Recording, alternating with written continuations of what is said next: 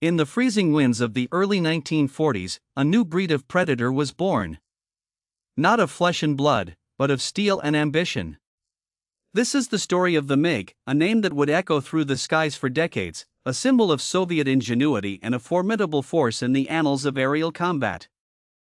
The year is 1939.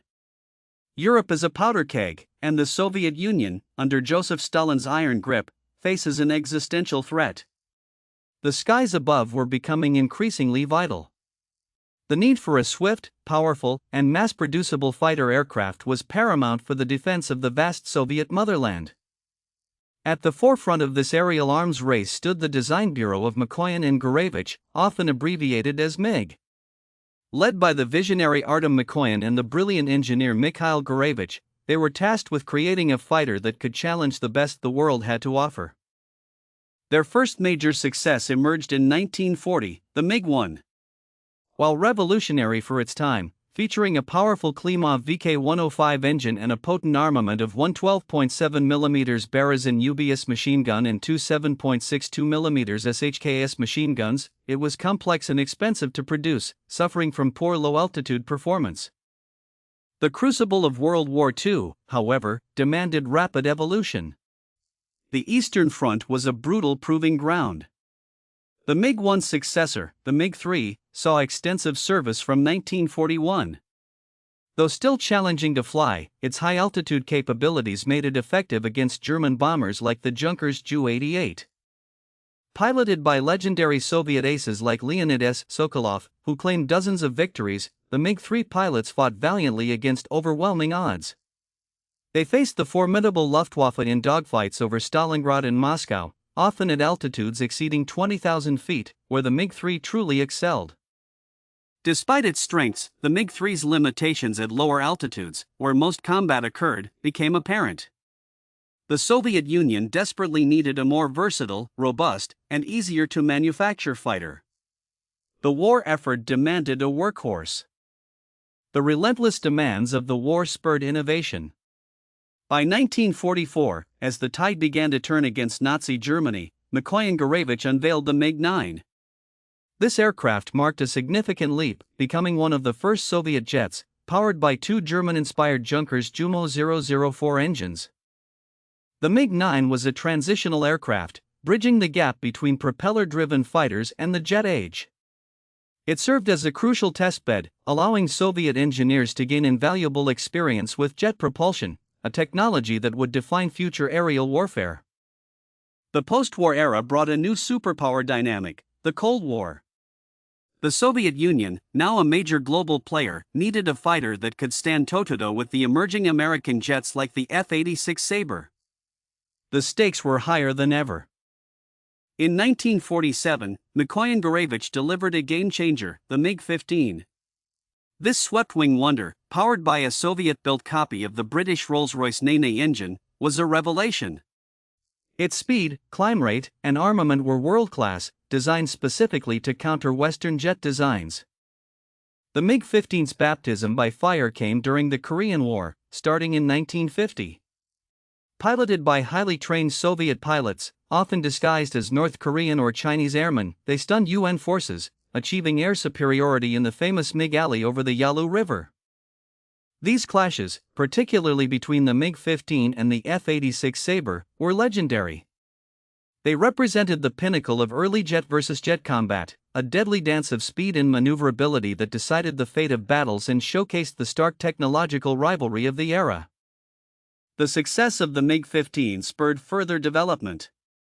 Mikoyan-Gurevich introduced variants like the MiG-17 in 1950, an evolution that offered improved maneuverability and a more potent armament, becoming a ubiquitous presence in conflicts across the globe for decades.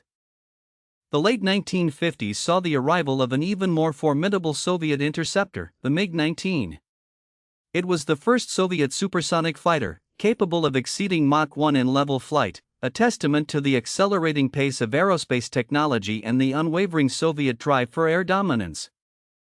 Then came the legend, the MiG-21. Introduced in 1959, this delta-winged Mach 2 interceptor became one of the most widely produced jet fighters in history, with over 11,000 units built. Its simple design, reliability, and impressive performance made it a staple for air forces worldwide.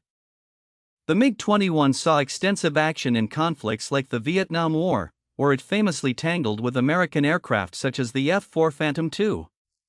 Its agility at certain altitudes and its ability to evade radar made it a persistent challenge for Western air power. Beyond its combat prowess, the MiG-21 represented a significant export success for the Soviet Union, serving in the air forces of over 50 nations. Its widespread adoption underscored the global reach and influence of Soviet military technology during the Cold War.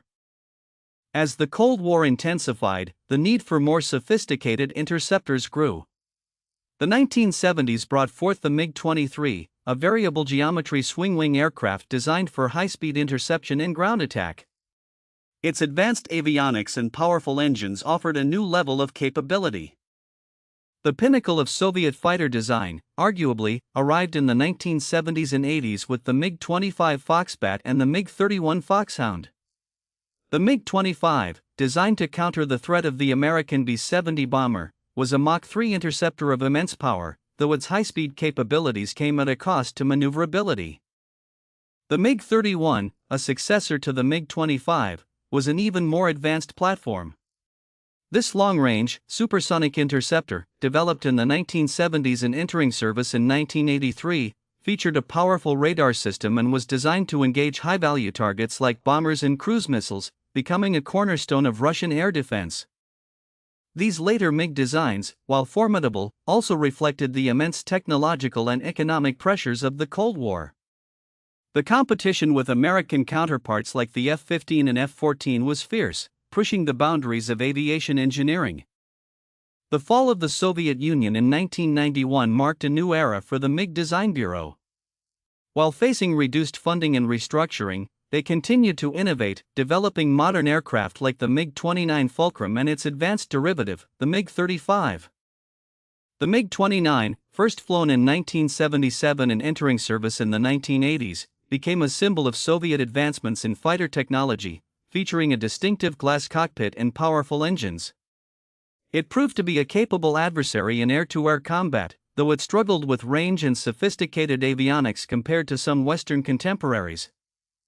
Throughout its history, the MiG series has been more than just a collection of aircraft. It has been a testament to the enduring spirit of Soviet and Russian aerospace engineering.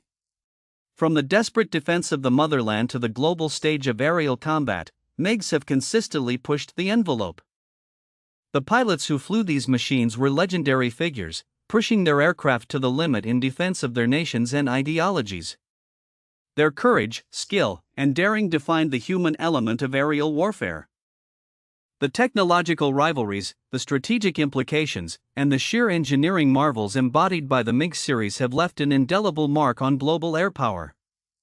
They have shaped doctrines, influenced designs, and continue to fly in various forms today. The story of the MiG is far from over. As the aerospace industry continues to evolve, the legacy of Mikoyan-Gurevich serves as a foundation for future innovation, a reminder of a time when the roar of the jet engine first truly conquered the skies. What future marvels will emerge from the storied halls of Russian aviation?